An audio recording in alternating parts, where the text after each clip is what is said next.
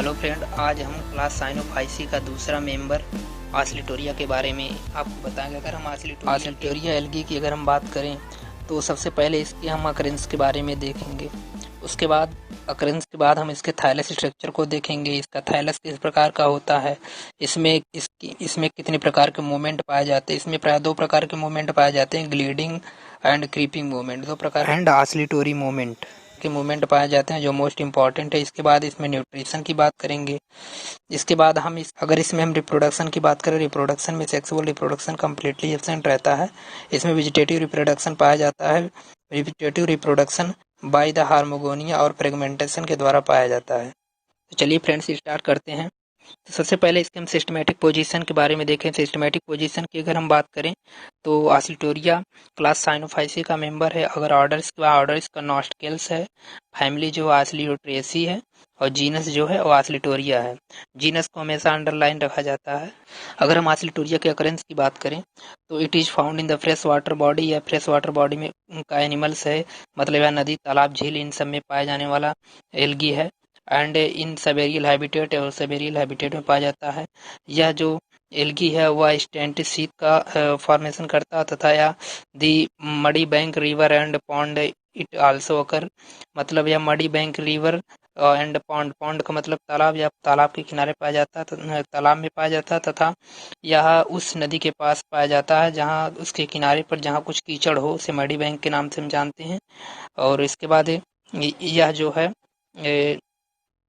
it also occur in the form of thin layer at the bottom of shallow pond, मतलब यह Cello pond का मतलब सबसे पहले जान लेते हैं। सैलो पॉन्ड का मतलब यह होता है कि जिस तालाब की गहराई कम होती है, या उसे हम दूसरे शब्दों में छिछले तालाब के नाम से भी कह सकते हैं। तो उस तालाब के बॉटम पे यह पाई जाती है, उसे पूरी तरह से यह कवर्ड करके, मतलब पूरी तरह से उसे घेरे रहती है।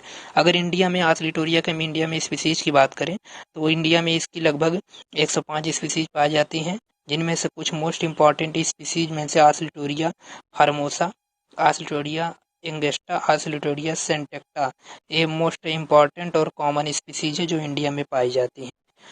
अगर हम आस्लिटोरिया के थाइलस स्ट्रक्चर की बात करें तो यह आपके सामने आस्लिटोरिया का थाइलस दिखाया गया है। इसमें जो ऊपर का पोर्शन जो रिंग छोटे छोटे सेल्स के फॉर्म में दिखाई गई हैं वो एपिकल सेल हैं, तथा जो दोनों सेल को जोड़ा हुआ है उसे सेपरेशन डिस्क के नाम से हम जानते हैं। और जिसका नीचे का पार्ट जो हार्मोगोनिया का मोस्ट इम्पॉर्टेंट रोल रिप्रोडक्शन में होता है। रिप्रोडक्शन जो वेजिटेटिव रिप्रोडक्शन दो प्रकार का होता है, वही हार्मोगोनिया और दूसरा फर्मेंटेशन। अगर आस्लिटोरिया के हम सेल स्ट्रक्चर की बात करें तो इस जो सेल रहती है, this cell is surrounded by a thin cell wall which like external to plasma. Plasma lemma रहता है और 4 भाग में डिवाइड रहता है, जिसे हम L1, L2, L3, L4 नाम देते हैं। L1 जो रहती है वो नेक्स्ट प्लाज्मा लेमा को घेरे रहती है। प्रत्येक प्लाज्मा लेमा की मोटाई जो रहती है वो लगभग 10 नैनोमीटर रहती है। इसके अलावा आस्लिटोरिया में एक मोस्ट इम्पॉर्टेंट फीचर पाया जाता है। अगर हम आस्लिटोरिया को रेड लाइट के सामने रखते हैं तो वह ग्रीन कलर को शो करता है। अगर हम आस्लिटोरिया को ग्रीन लाइट के सामने रखते हैं तो वह रेडिश ब्लू कलर को शो करता है।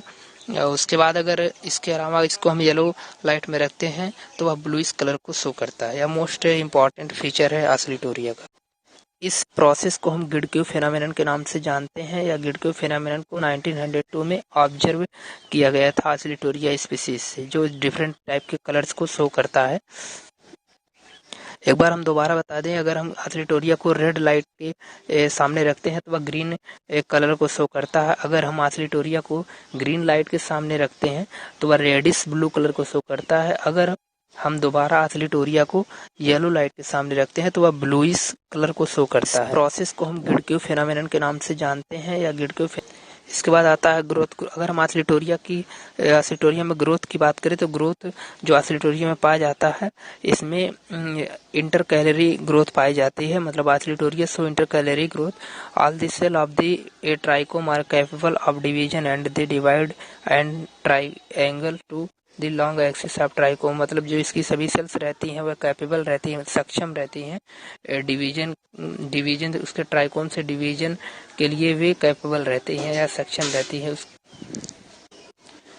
इसके बाद अगर हम ऑसिलेटोरियम में मोमेंट की बात करें, ऑसिलेटोरियम में प्राय दो प्रकार का मोमेंट पाया जाता है। पहला ग्लीडिंग और क्रीपिंग मोमेंट और सेकंड ऑसिलेटोरी मोमेंट। सबसे पहले हम लोग ग्लीडिंग और क्रीपिंग मोमेंट को देखें। क्रीपिंग मोमेंट में क्या होता है कि इसके जो ट्राइकोम रहते हैं वे रिदमिक मोमेंट को शो करते हैं। अगर कोई सॉलिड सरफेस को मिलता है तो बिना किसी विजिबल ऑर्गन को उसमें धीमे धीमे रेंगते हुए चलते हैं। इस प्रकार के मोमेंट को हम लोग ग्लीडिंग और नाम से जानते हैं। इसके बाद सेकंड आता है ऑसिलेटोरी मोमेंट। ऑसिलेटोरी मोमेंट में होता क्या है, इसके जो ट्राइकोम रहते हैं ऑसिलेटोरिया की, the trichome of Oscillatoria moves left and right side on the axis just like the pendulum of the watch. मतलब ऑसिलेटोरिया के ट्राइकोम जो रहते हैं वो लेफ्ट से राइट साइड से उसके एक्सिस की तरफ मूव करते हैं, जैसे घड़ी का पेंडुलम मूव करता है उसी प्रकार के तरीके से यह मूव करते हैं। Because of this such characteristic moment this genus is named as Oscillatoria. इसी प्रकार के कैरेक्टर्स को देखकर इसका नाम ऑसिलेटोरिया दिया गया था।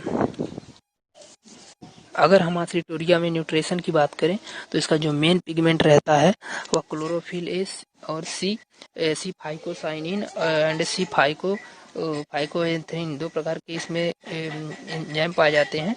यह जो पिगमेंट रहते हैं वह रेड कलर एनर्जी को सिक्रेशन करते हैं और इन्हें स्टार्च के फॉर्म में इन्हें एनर्जी मिलती है। जैसे एक प्रकार से यह सोलर एनर्जी का फॉर्मेशन करते हैं, which is the converted into the chlorophyll starch and the glucose. इसके बाद इसके हम रिप्रोडक्शन की बात करेंगे। रिप्रोडक्शन में सेक्सुअल रिप्रोडक्शन कंप्लीटली एब्सेंट रहता है। इसमें वेजिटेटिव रिप्रोडक्शन बाय हार्मोगोनिया के द्वारा पाया जाता है, हार्मोगोनिया और सेकंड फ्रेगमेंटेशन, दो प्रकार के रिप्रोडक्शन इसमें पाए जाते हैं जो वेजिटेटिव रिप्रोडक्शन के अंतर्गत आते हैं। वेजिटेटिव रिप्रोडक्शन बाय हार्मोगोनिया और फ्रेगमेंटेशन, दो प्रकार का रिप्रोडक्शन इसमें पाया जाता है।